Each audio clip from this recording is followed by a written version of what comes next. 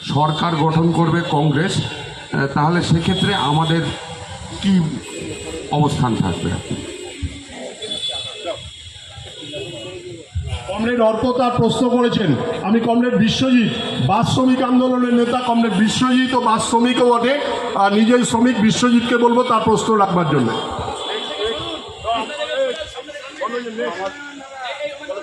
আমাদের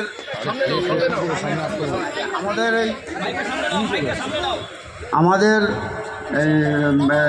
ট্রান্সপোর্টের ধরুন পুরনো গাড়ি তো বাতিল হচ্ছেই, অনেক স্টাফ তারা এমনি ইয়ে হয়ে যাচ্ছে। আর কথা হচ্ছে লাইসেন্স আমাদের বাস শ্রমিক তো অনেকেই হচ্ছে, আর আমাদের লাইসেন্স আমাদের যে সরকার ছিল আগে, আগের সরকার ছিল, সেই সরকারের আমলে আমরা একবার লাইসেন্স রিনিউ করতাম। এখন লাইসেন্স দুবার রিনিউ করতে হয়। এটাই যে লাইট মিডিয়াম আছে সেটাও একবার রিনিউ করতে হয়, আর আমাদের যে বাস ওই লাইসেন্সটাও আরেকবার রিনিউ করতে হয়। দুবার করে লাইসেন্স রিনিউ করতে হচ্ছে। তারপরে বাস তো কমেই যাচ্ছে, স্টাফ তো অনেক কমে যাচ্ছে। আর আমরা এইখান থেকেই এই বার্তা দিতে চাই যে সৃজন ভট্টাচার্যকে জেতানোর জন্য শুধু বার্তা না, এই লড়াই আমাদের জিততেই হবে। বিশ্বজিৎ প্রশ্ন করেছেন এখন বিদ্যুতের অরিন্দম বসু, অরিন্দম বসু প্রশ্ন করছেন। পরবর্তী প্রশ্নকর্তার নাম বলবেন। ধন্যবাদ। আমাদের যে এই বিদ্যুতে নতুন যে আমি একটু আটকাবো আপনাদের, কিছু মনে না করলে।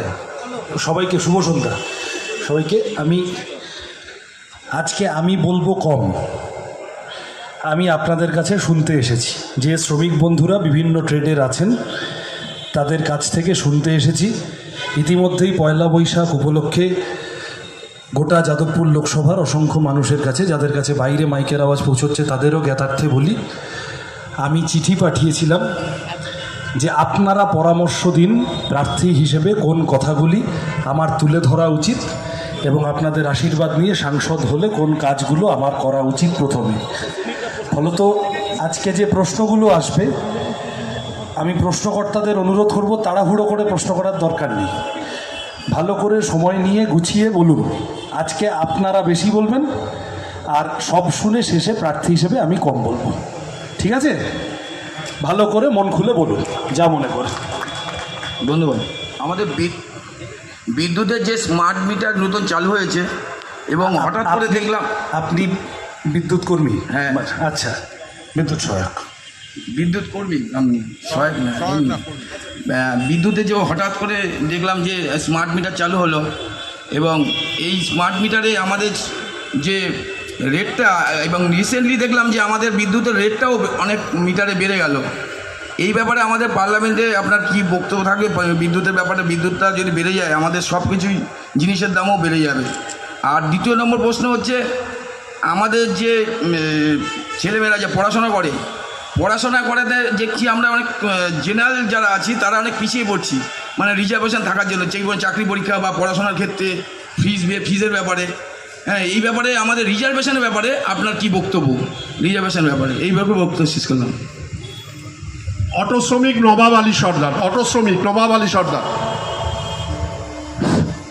হ্যালো, সৃজনদার কাছে একটাই আমার প্রশ্ন হচ্ছে যে আমাদের গাড়ি এই যে রিপ্লেসমেন্ট হচ্ছে, এবং যেসব ছেলেমেয়েরা পড়াশোনা শিখে এখনও পর্যন্ত বসে আছে, যারা চাকরি বাকরি পাচ্ছে না, আপনি যদি সাংসদে যান তাহলে এদের উদ্দেশ্যে আপনি কি বলবেন, এবং সাংসদে গিয়ে এদেরকে কি বার্তা দেবেন এবং কি করণীয় আছে সেটা আপনি একটু বলেন। আপনি প্রথম অংশটা একবার বলেন। এবং আমাদের যে কি বললেন? আমরা যে অটো চালাই, আমি একজন অটো শ্রমিক, 15 বছরের গাড়ি আমাদের রিপ্লেসমেন্ট হচ্ছে, তার জন্য সরকার কোনো সহায়তা করছে না।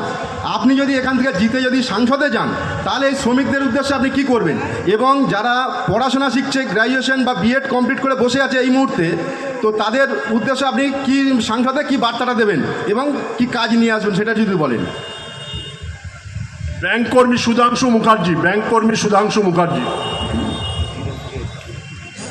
27টা সরকারি ব্যাংক ছিল, সংযুক্তিকরণ করে 12টাতে বানিয়েছে, এবং 16,000 কোটি টাকার মতো ব্যাংক ঋণ মকুব করে দেওয়া হয়েছে, যেখানে সাধারণ মানুষ যেসব ব্যাংক থেকে ঋণ নেন তাদের যে ব্যবস্থা, তাদের কাছ থেকে এই ঋণ করার জন্য, শোধ করানোর জন্য একটা ভীষণ রকমের অত্যাচার এবং নামিয়ে হচ্ছে বেসরকারি ব্যাংকগুলোর তরফ থেকে।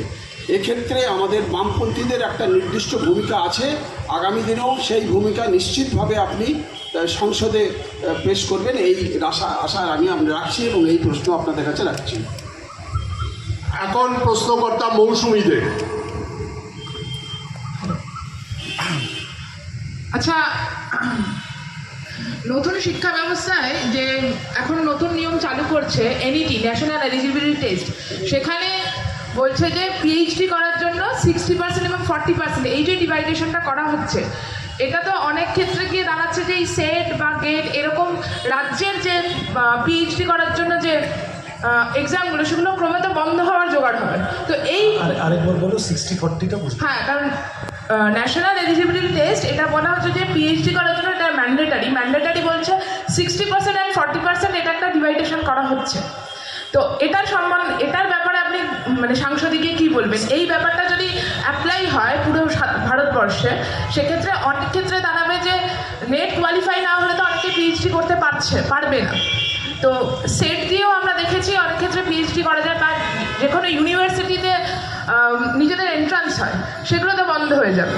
আর 2 নম্বর কোশ্চেন আমার একটা আছে, সেটা হচ্ছে মানে প্রাথমিক লেভেলে পড়াশোনা করার জন্য এই যে রিজার্ভেশন, একজন বলছিলেন আমি শুনেছি, এই যে রিজার্ভেশন আছে যে এসসি এসটি ওবিসি, এইগুলো ঠিক আছে যে অর্থনৈতিক দিক থেকে পিছিয়ে পড়ার ক্ষেত্রে এই রিজার্ভেশনটা ঠিক আছে, কিন্তু হায়ার স্টাডিজের ক্ষেত্রে এই রিজার্ভেশনটা কি এখনো অবধি এটা ভারতবর্ষের বুকে থাকা উচিত?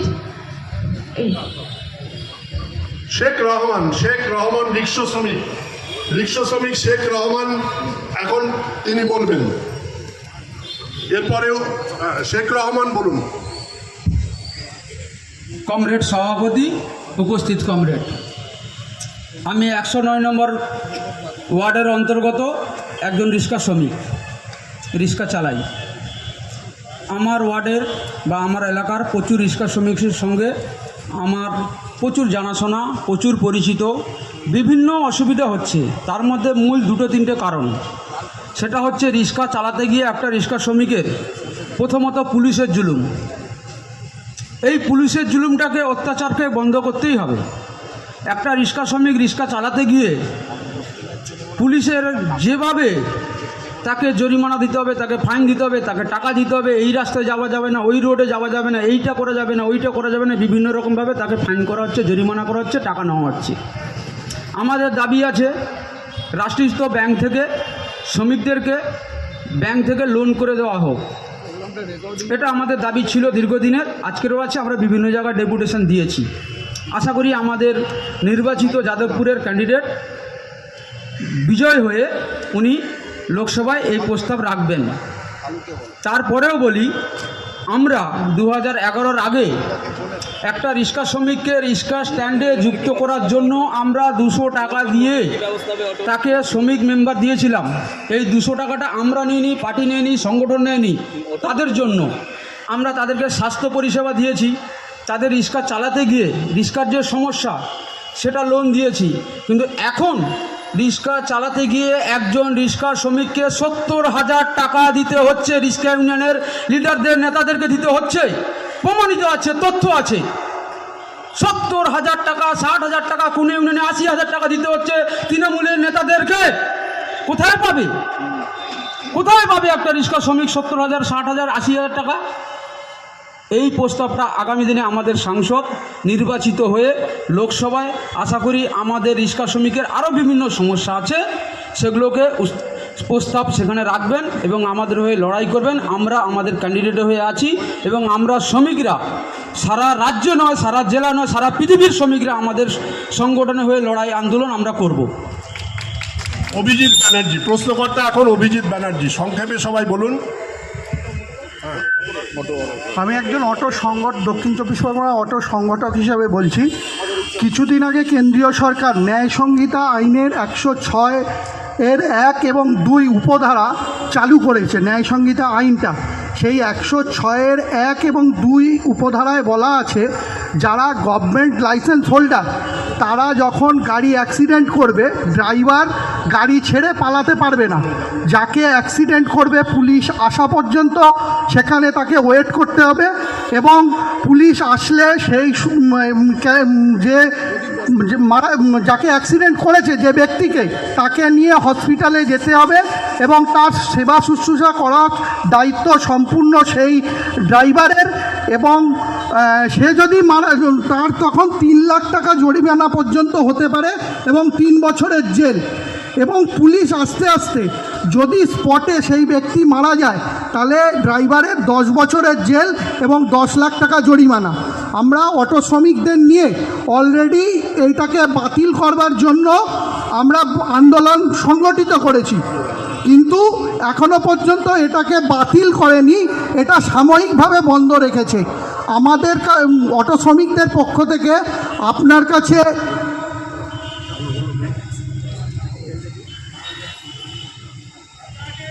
আমি মাপ চাইছি আপনার কাছে। বিশিষ্ট চিকিৎসক নারায়ণ ব্যানার্জি ফোন করেছিলেন, তিনি আসছেন আপনাদের সাথে দেখা করতে, তিনি দুটো কথা বলতে আসছেন। বলুন। সরি।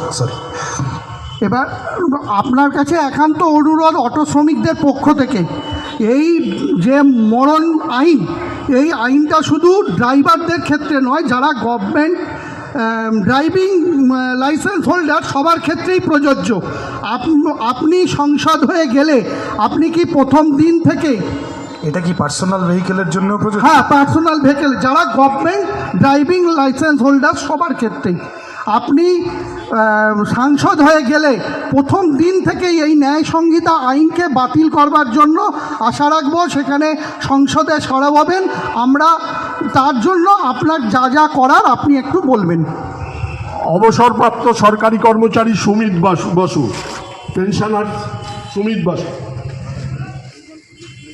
আমি একটাই প্রশ্ন আপনার কাছে করতে চাইছি যে আজকে যদি পশ্চিমবঙ্গের কোনো শ্রমিক আমার কাছে প্রশ্ন করেন, বা আমার প্রশ্নটাই আপনার কাছে আমি রেফার করছি, যে তার মানে তিনি বলছেন একদম বাস্তব অভিজ্ঞতা থেকে আমি বলছি যে এই প্রশ্নের মুখোমুখি হতে হয়েছে, যে আমরা পশ্চিমবঙ্গে বিভিন্ন সময়কালে বিভিন্ন ট্রেড ইউনিয়ন দেখেছি। তো আগামী নির্বাচনে আমরা যদি বিজেপিকে জয়যুক্ত করতে পারি তাহলে পশ্চিমবঙ্গে বোধহয় বিজেপির যে ট্রেড ইউনিয়ন সংগঠন বিএমএস বা ইত্যাদি জাতীয়, তাদের কিছু কার্যকলাপ আমরা তাহলে উপলব্ধি করতে পারব। এই প্রসঙ্গে আপনার মতামত আমি জানতে চাইছি। ধন্যবাদ। বিদ্যুৎ সহায়ক শেখর প্রামাণিক।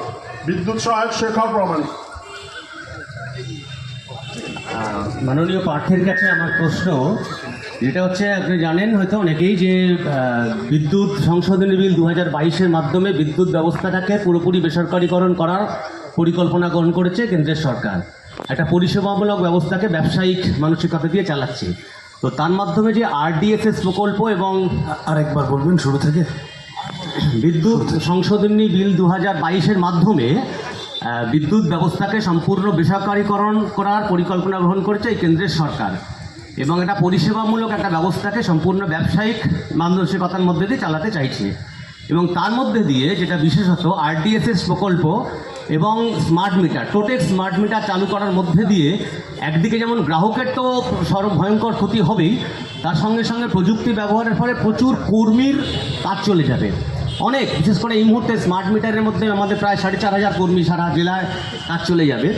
এই যে কর্মীদের কাজ চলে যাওয়া, প্রযুক্তির বিরোধিতা তো করা যাবে না, প্রযুক্তির বিরোধিতাও করছি না আমরা, কিন্তু এই প্রযুক্তি ব্যবহারের মধ্যে দিয়ে কর্মচারীদের কী করে কাজ রাখা যায় সেই ব্যবস্থাটা কীভাবে সংসদে তোলা যায়। RDSS প্রকল্পের মাধ্যমে আপনার নোম্যান সাবস্টেশন তৈরি হবে, সেখানে বহু কর্মীর কাজ চলে যাবে।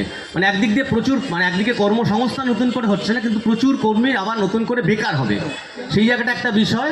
আর দ্বিতীয় কথা হচ্ছে যে এই যারা প্রচুর কাজ করে, একটা বিদ্যুতে এই মুহূর্তে প্রায় 70% অস্থায়ী কর্মী, ঠিকা কর্মী, এরা বেতন পান নির্মাণ শ্রমিকদের থেকেও কম। একটা গুরুত্বপূর্ণ এমার্জেন্সি মৃত্যুর হাতে নিয়ে যারা কাজ করে তারা এত ন্যূনতম বেতন পান। এই বেতন বৃদ্ধির ব্যাপারে যে বিষয়টা কীভাবে সংসদে তুলবেন, এই বিষয়টা প্রশ্ন আছে মূলত। এখন একটু বন্ধ রাখতে হবে, আজানের সময় আমরা একটু বন্ধ থাকছে। কেন্দ্রের কমরেড সৃজন চক্রবর্তীকে অভিনন্দন জানাই, সরি ভট্টাচার্য। নির্মাণ দক্ষিণ চব্বিশ পরগনা জেলা নির্মাণ শ্রমিক, আমি একজন নির্মাণ শ্রমিক, কিন্তু 2017-র আগে পর্যন্ত বামফ্রন্ট সরকারের সময় যে বইগুলো হয়েছিল তাতে প্রতি মাসে 20 টাকা করে, বছরে 240 টাকা করে জমা নেওয়া হতো, কিন্তু 2017 সালের পর মাত্র 30 টাকা করে বছরে নেওয়া হয়। 2017 সালের আগে শ্রমিকদের 10-12 বছর করে যে বইটা চলেছে, যে 240 টাকা করে জমা হয়েছে 1000, 1200, 1500 পর্যন্ত, সেইটা বর্তমান সরকার কিন্তু রিটার্ন দেওয়ার কথা ছিল, সেটা রিটার্ন দিচ্ছে না। যে শ্রমিক এ পর্যন্ত 2017-র আগে পর্যন্ত বা এ পর্যন্ত কোনো রকম সুযোগ সুবিধা পায়নি, তার সঞ্চিত অর্থ কেন সে বঞ্চিত হবে? আমাদের রাজ্যে সারদার টাকা মানুষ পায়নি, কিন্তু আমাদের শ্রমিকের টাকা সরকারের কাছে থেকে গেলেও সে সঞ্চয় করলো, কিন্তু তার সঞ্চয় রিটার্ন পেল না। এটা আমার প্রশ্ন, যে হাজার হাজার যে টাকা, লক্ষ লক্ষ টাকা যে সরকারের কাছে থেকে গেল, এই টাকা যাতে নির্মাণ কর্মীর উদ্ধার হয় বা তারা রিটার্ন পায়, এই আবেদন রাখছি আগামী দিনে যাতে এর সুরাহা ব্যবস্থা হয়। অভিনন্দন জানাবো, কেন এই সময়কালে দাঁড়িয়ে কোনো প্রার্থী বা রাজ্যের লোকসভা নির্বাচনে দাঁড়িয়ে কোনো প্রার্থী ওলা উবেরের এই শ্রমিকদের দাবি নিয়ে, শ্রমিকদের জ্বালা যন্ত্রণা নিয়ে কোনো কথা বলে না। সৃজন ভট্টাচার্য তার বক্তব্যের মধ্যে দিয়ে কথা তুলে ধরেছে। আমার প্রশ্ন হচ্ছে দুটো। এক হচ্ছে, এই ওলা উবেরের সঙ্গে যারা যুক্ত শ্রমিক আমরা, আমাদের সামাজিক সুরক্ষা, ধরুন রাস্তায় গাড়ি চলতে গেলে গাড়ি অ্যাক্সিডেন্ট হলো, দুর্ঘটনাবশত সেই ড্রাইভার নিহত হলো, তার পরিবারটা কি জলে ভেসে যাবে? দ্বিতীয়ত হচ্ছে, এই ওলা উবের কোম্পানি রাজ্যের সরকারের লাইসেন্সপ্রাপ্ত, তারা ব্যবসা করছে, তাদের এই রাজ্যের বুকে কোনো অফিস নেই। ফলে এখানে অনেক যারা সাধারণ মানুষ আছেন যারা ওলা উবের চড়েন, তারা কোনো কমপ্লেন জানাতে গেলে অফিসে জানাতে হয়, তারা অফিস পান না খুঁজে। আমরা বলছি এটা নিয়ে কমরেড সৃজন ভট্টাচার্য কী বক্তব্য তুলে ধরবেন আগামী দিনে সাংসদে, এটা একটু বলবেন। ধন্যবাদ। প্রার্থী হিসেবে কতগুলো মেমোরান্ডাম, দাবি সনদ তাদের সংগঠনের পক্ষ থেকে আমার হাতে তুলে দিতে চেয়েছেন। আপনাদের অনুরোধ করব করতালি দিয়ে ওনাদের স্বাগত জানাতে, এবং ওনাদের অনুরোধ করব কোনো একজন দুজন, আপনারা সকলেই মঞ্চে আসুন, এসে একজন দুজন যদি কি দাবি সনদ আপনারা বলছেন এক লাইন বলে যান। আসুন।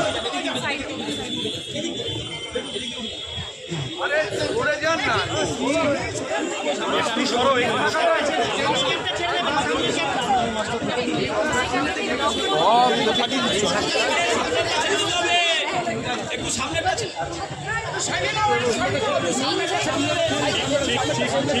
ঠিক আছে ঠিক আছে ঠিক আছে, সব হয়ে যাবে, সব হয়ে যাবে। আমি এদিকে চলে যাচ্ছি, সব আছেন দিদি, কাছে আসেন, এদিকে আসেন।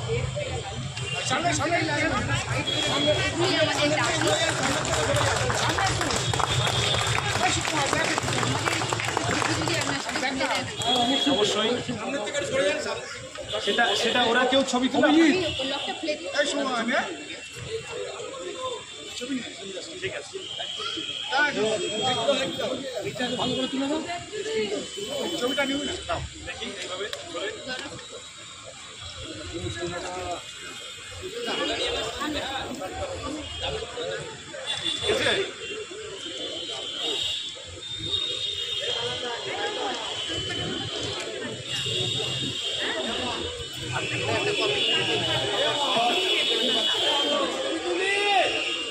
সংগঠনের পক্ষ থেকে তাপসী ময়রা দিদিকে আমি অনুরোধ করছি, একদম অল্প কথায় সংক্ষিপ্ত আকারে একটু যদি আপনাদের দাবি সনদ একটু বলেন। আমি এমনি দিনে সংক্ষিপ্ত বলতুম না, কিন্তু এখন প্রার্থী পরিক্রমা আছে, ওখান থেকে ফোন করছি।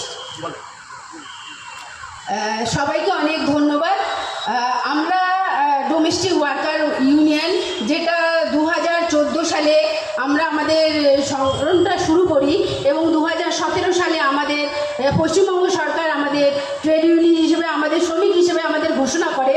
শ্রমিক হিসেবে ঘোষণা করলেও আজও কিন্তু আমরা সেই স্বীকৃতি আমরা চাইছি, আমাদেরও একটা ন্যূনতম মজুরি সরকার ঠিক করুক, যেখানে আমাদের হচ্ছে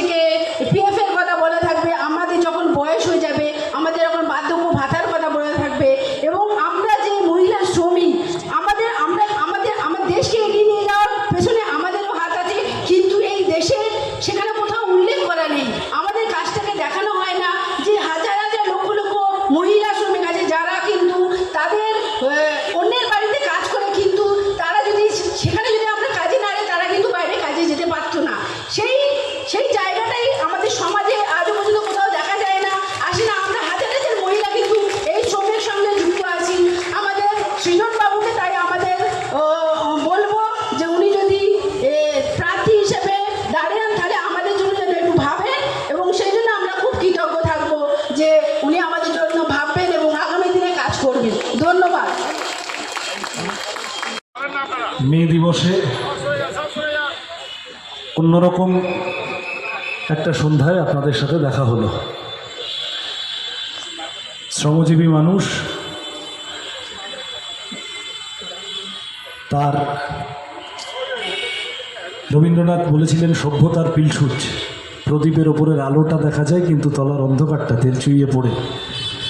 যারা সভ্যতার চাকা ঘুরিয়ে চলেন তাদেরকে সেলাম সেলাম সেলাম। আমাদের ঠিক আছে ঠিক আছে ঠিক আছে, আপনাদের অনেকের কথা শুনলাম, অনেকগুলো কথা নিজে জানলাম। ছাত্র আন্দোলনের কর্মী হওয়ার সুবাদে কিছু কথা, কমিউনিস্ট পার্টির কর্মী হওয়ার সুবাদে শুনেছি, জেনেছি, আর অনেকগুলো নতুন কথা জানলাম, যেগুলো নিয়ে পার্লামেন্টের ভিতরে শুধু নয়, আজকে 1 মে এখনও অবধি আমাদের এই বছরের যাদবপুরে লোকসভা কেন্দ্রের প্রার্থী হিসেবে নির্বাচনী প্রচারের আর 28 দিন আমি হাতে পাবো। আপনাদের কাছে প্রথম কথা এইটা দিয়ে যেতে পারি, আপনারা যা বললেন আগামী 28 দিন প্রার্থী হিসেবে আমার প্রচারে এই কথাগুলো তুলে ধরার চেষ্টা করব প্রথম দিন থেকে। দ্বিতীয় কথা দিয়ে যেতে পারি, যদি সুযোগ পাই তাহলে নির্দিষ্ট আকারে অনেকগুলো প্রশ্ন এসেছে, আমি সব ডিটেইলিংয়ে ঢুকছি না সময়ের অভাবে। একটা কথা বলা প্রয়োজন মনে হলো, এই কথাটা অনেক সময় আসে যে আম্বেদকর যখন লিখে গেছিলেন সেই সময়ের রিজার্ভেশন আর আজকের রিজার্ভেশন, ঠিক রিজার্ভেশনের প্রকরণ পদ্ধতি, কাউকে একটু বাড়তি সুবিধা, এই নিয়ে কতগুলো আইন কানুন কোথাও কিছু চেঞ্জ করা উচিত কিনা সেগুলো নিয়ে বিতর্ক থাকতে পারে, আলোচনা থাকতে পারে। কিন্তু এসসি এসটি ওবিসি মাইনরিটি, তার জন্য রিজার্ভেশন রাখার প্রয়োজনীয়তা আজকের সমাজে এখনও পর্যন্ত, বিশেষত ব্রাহ্মণ্যবাদী আরএসএসের সময় যে এখনও যথেষ্ট পরিমাণে আছে, যে কোনো সরকারি তথ্য দেখলে তা পাওয়া যায়। সরকারি তথ্য কিন্তু বলে যে বিশেষত আরএসএসের সময় দলিত আদিবাসীদের পিছিয়ে রাখার যে চেষ্টা সেটা আরও জোরদার হয়েছে। ফলত ওই কথাটা, যেহেতু প্রশ্নটা এলো, আমি একটা পলিটিক্যাল পয়েন্ট অ্যাড্রেস করলাম। অনেকগুলো অর্থনৈতিক দাবি দাওয়া আপনারা বলেছেন, সাংসদ হলে চেষ্টা করব অবশ্যই তাকে সামনে রেখে এগিয়ে চলার। আমার ধারণা আজকে আমাদের এই সভায় পৃথিবীর সবথেকে বেশি সংখ্যক এবং সেই অর্থে একেবারে আনপেড শ্রমিকরা, তাদের কথা উচ্চারিত হলো না, আমি তাদের কথা বলতে চাই। তারা হলেন আমাদের বাড়িতে থাকা গৃহবধূরা, তাই তো?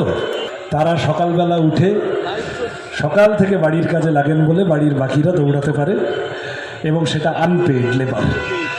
যাই হোক, আমি আপনাদের কাছে আমার সংক্ষিপ্ত কথা শেষ করতে পারি কেবল এই বলে, আমি কমিউনিস্ট পার্টির প্রার্থী। কমিউনিস্ট পার্টি শ্রমিক শ্রেণীর পার্টি, শ্রমিক শ্রেণীর স্বার্থ দেখা কমিউনিস্ট পার্টির প্রার্থীর প্রধান কাজ। পার্লামেন্ট নির্বাচনকে সামনে রেখে যে রাজনৈতিক পার্টিগুলোর বিরুদ্ধে লড়তে নেমেছি, সেই লড়াইতে শ্রমিক শ্রেণীর কথা প্রথম